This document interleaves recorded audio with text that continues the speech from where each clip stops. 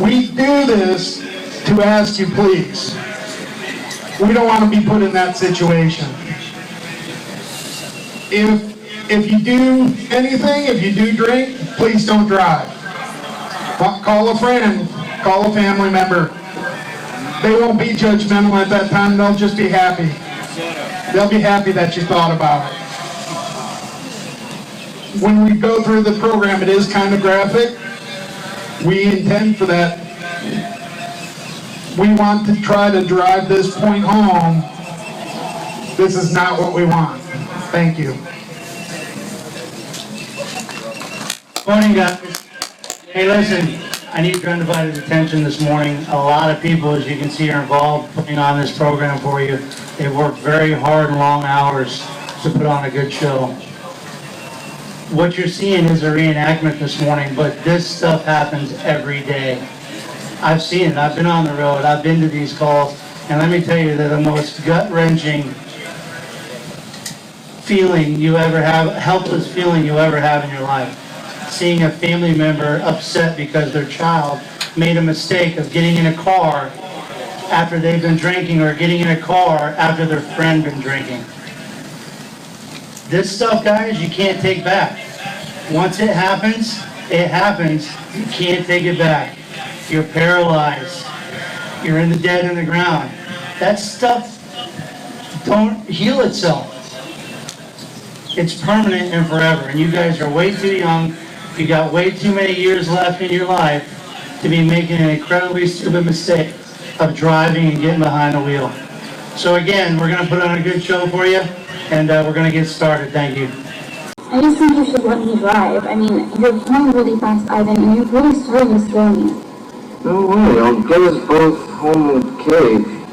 If you're so worried, why don't you wear your seatbelt, okay? Well, I was home, and I don't want to wrinkle my dress. They're so annoying, and I feel like they're choking me.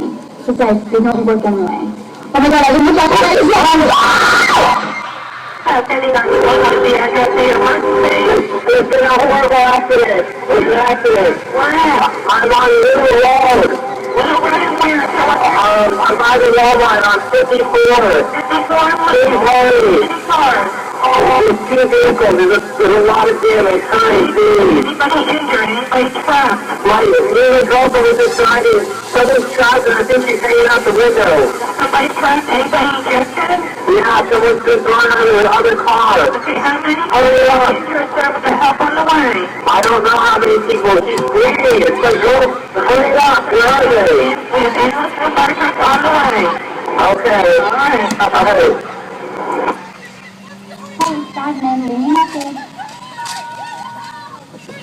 Jasmine, I'm trying to get a hold of you.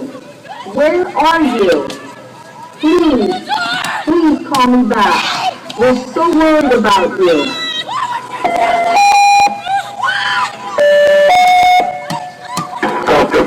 Engine 15, engine 17, rescue 15, rescue 17. Respond motor vehicle accident. Intersection State Road 54 and Water Road. Captioned. 32, engine 15, engine 17, rescue 15, rescue 17. Respond motor vehicle accident. Intersection of State Road 54 and Water Road. Los Angeles 09. There should be two vehicles with entrapment and ejection. Unknown type injuries or number of patients. I went to a bunny dad. I remember when he said, I was holding him to bring down. But I didn't say that instead.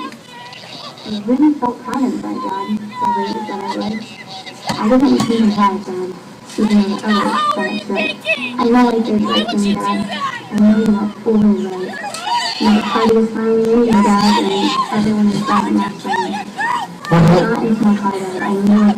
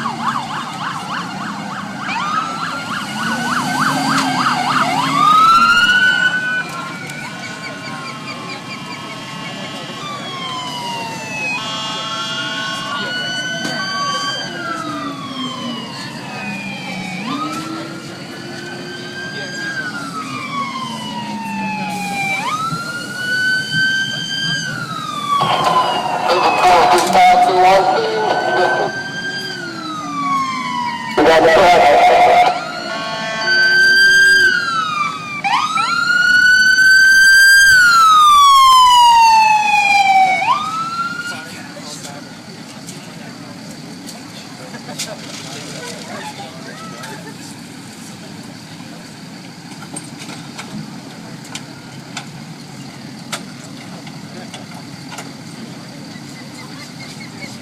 first arriving crews are checking patients, seeing what they need to do, seeing if they're able to free them.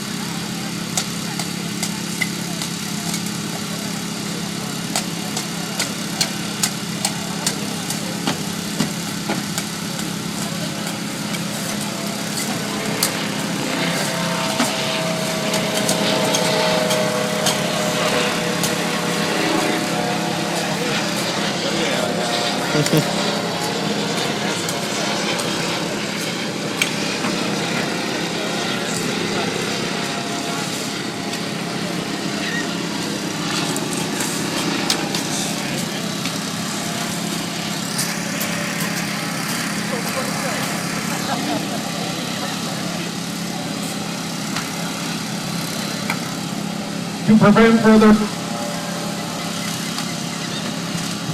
the fire rescue crew is cutting the vehicle away from the patient.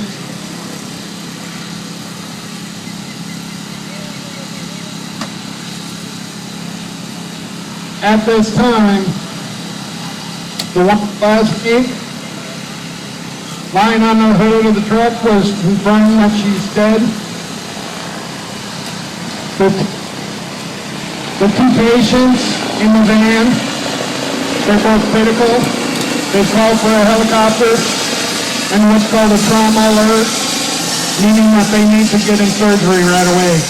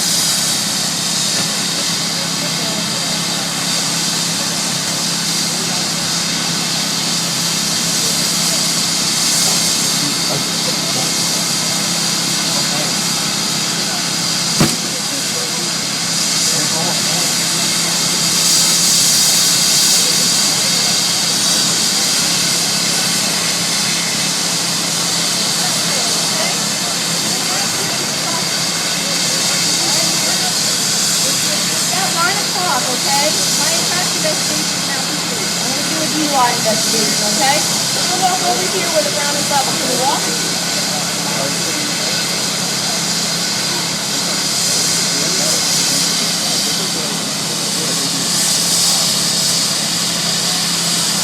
Okay? That one here first. I'm going to read you things, and everything I read to you is from a card, okay? This way if it goes to court, they can't say I made it up, alright? You ever been read your rights before? Have you ever been read your rights before? Alright, I'm going to read them to you. You have the right to remain silent. Anything you say can be used against you in court. You have the right to talk to a lawyer for advice before we question you or ask you any questions and have him with you during questioning. If you cannot afford a lawyer, one will be appointed for you before any questioning if you wish. If you decide to answer without a lawyer present, you have the right to stop answering at any time until your lawyer is present. Do you understand your rights? Yes or no? Okay. I'm going to do some field sobriety exercises, okay? All right. Gentlemen, assist me, please. The first one's the one-leg stand. You're going to stand with your heels together and your arms at your sides, like this. Go ahead and do that. Heels together and your arms at your sides. There you go. Can you do that? Go ahead and do that for me. All right. Do not begin this test until I tell you to do so. Do you understand? Okay. When I tell you, I want you to raise one leg, either leg, approximately 6 inches off the ground with your foot pointed out. Keep both legs straight and keep your eye on the elevated foot. While holding that position, count out loud. 1001, 1002, 1003 until I tell you to stop. Do you understand your instructions? You may begin the exercise.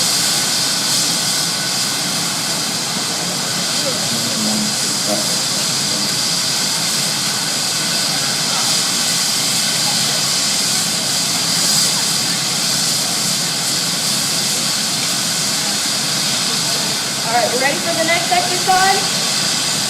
Yes or no? All right, you think you can do it? Okay. Next one is the walk and turn. You're going to put your left foot on the line and put your right foot in front of it with your heel touching your toe. Keep your hands at your side. I'll explain. It's going to look like this. Okay?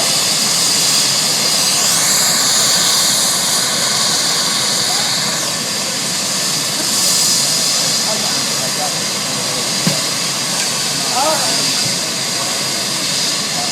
Turn around, sir, okay? Put your hands behind your back. You're under arrest for DUI, okay?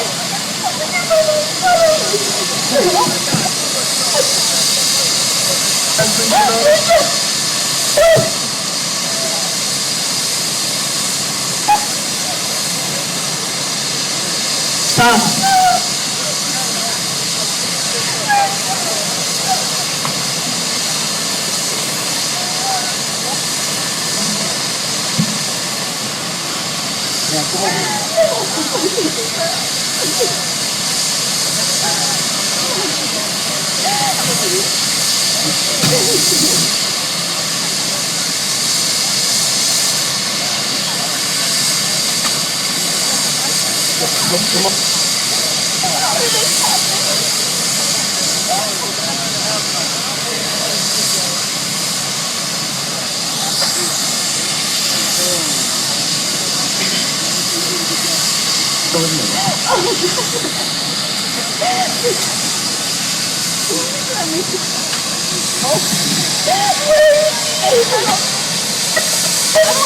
You're supposed to stay together. What happened? My baby girl.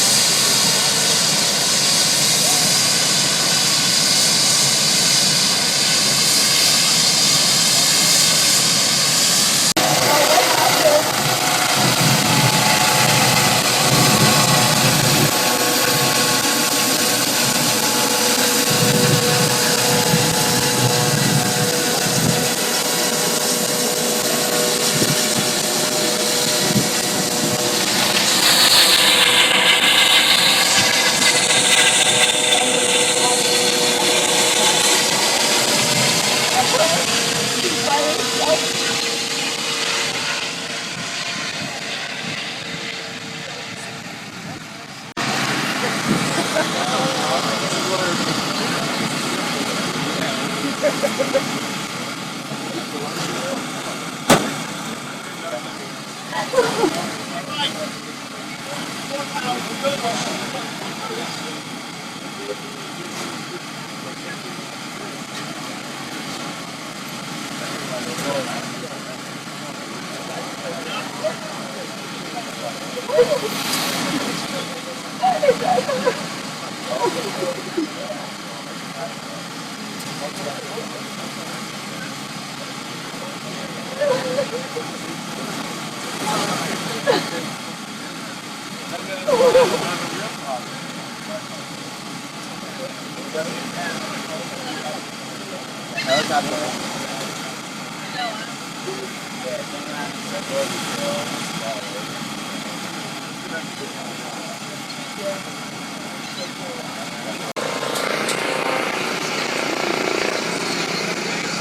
need you to make sure that's Jasmine.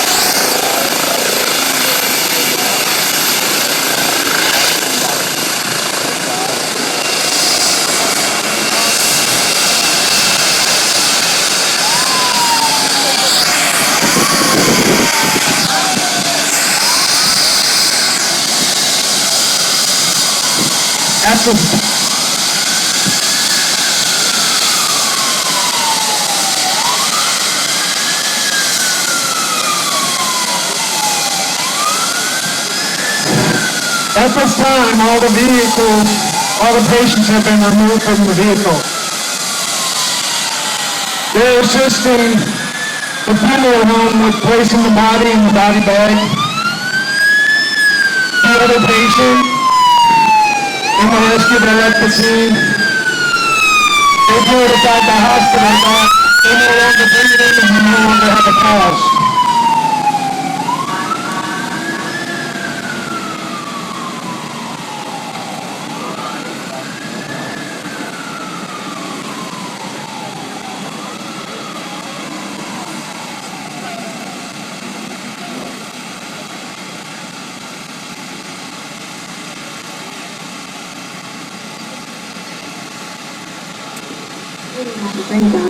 I don't feel I'm done.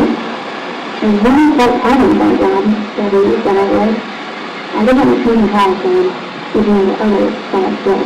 I realized it was from Dad, and maybe not feeling right. Not a part of the fine, and Dad, and everyone was driving off fine. As I got into my car ride, I realized the house was still.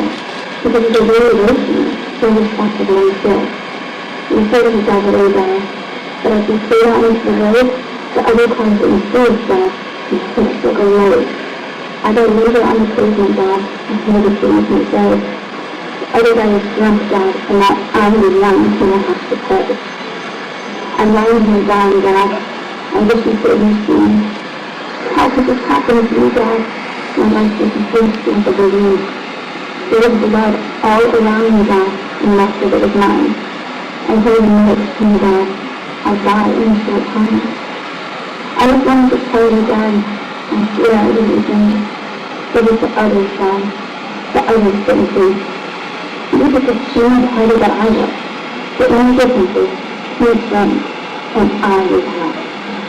And why did people think that? Because when you don't kill it first. I'm going to try things now. Please stick with the light. But as those words left me, Dad, I don't think I was scared. I'm lying here dying, and all I can see is how God is not to cry, Dad. But I need to be brave. And when I go to heaven, Dad, the bodies that are going on my grave, so finish his thinking job, he wants to think and drive. If only we had figured it out and was seriously alive. My desk is getting shorter than it, and the coming here is scary. Please, don't try for me, Dad. When I needed you, you were always there. I wouldn't think and drive, so when I began to die.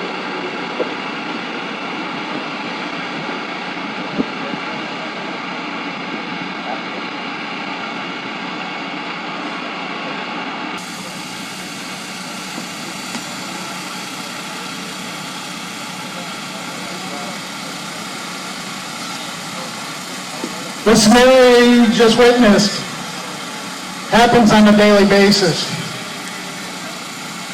They don't have the proficiency of this because we train every day. Unfortunately, this is one of our training opportunities. But they did this two times yesterday, 2 different crews. Right now, I'm going to introduce you Dr. Norwood from Bayonet Point Regional Medical Center, their trauma center. He'd like to say a few words.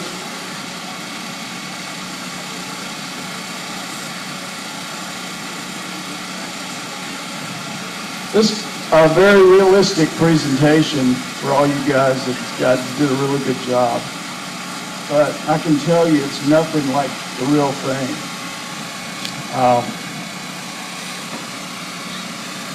My job is to take care of you if you are lucky enough to live through something like this and get to the hospital.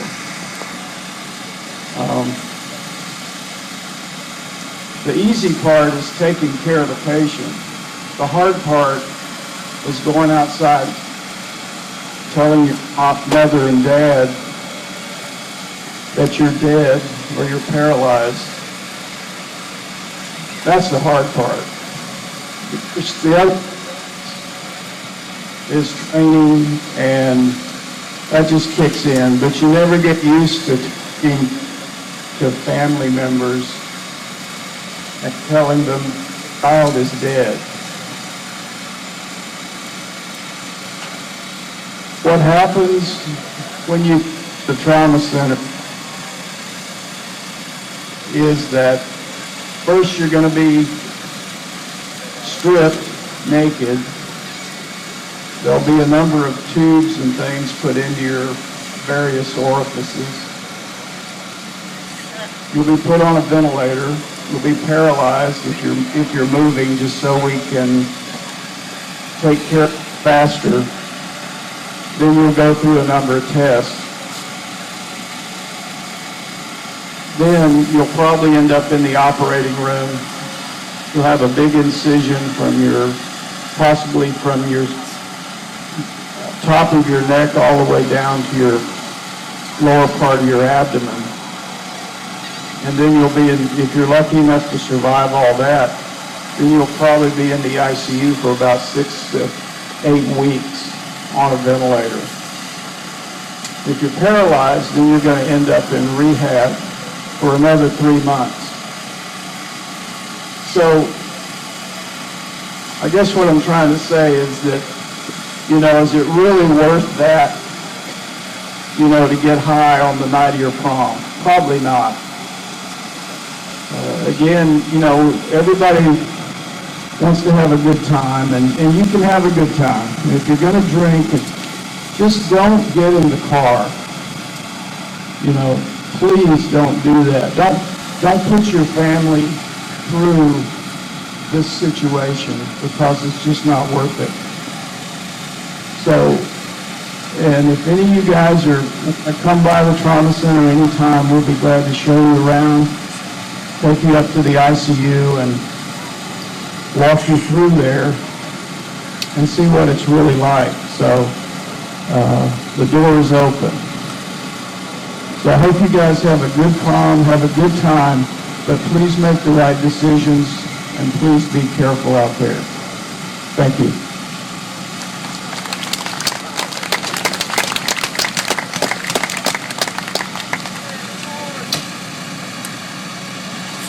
Morning, guys. Everybody sat here today says, don't drink and drive, don't drink and drive, don't drink and drive. And the words being burned into your head. But I want you to look at your friends to the left and right of you guys. Because somebody's going to make that choice. It could be you right there. Going to make that choice. And when you make that choice, you're putting a lot in your hands. The choice of getting in a wreck, killing somebody, killing yourself, getting a DUI, and at your age, it's a no-tolerance DUI. There's no gray area. You get a DUI at your age, your license is done for a while. But we've been out here, we've done this for about 10 years now, and without the assistance of the Sheriff's Office, FHP, Dovey Funeral Home, Bay Flight, the Student Drama Club, Bayonet Point Hospital, this program won't go on. And I know to some of you, it was a little free period to get out of class. But when you come to school after prom and you find out that your best friend was killed because he made a stupid decision, then maybe it'll sink in a little bit more. So what we're going to do now is we're going to open up the grounds to you guys. Have you come out, you look at the fire truck, the rescue unit, Bay Flight's helicopter, the car crash. But one of the best things I want you to do right now is give these young kids here a nice clap. They did very well. FHP, SO, Bay Flight, Fire Rescue. They all deserve a big round of applause. Guys, be safe.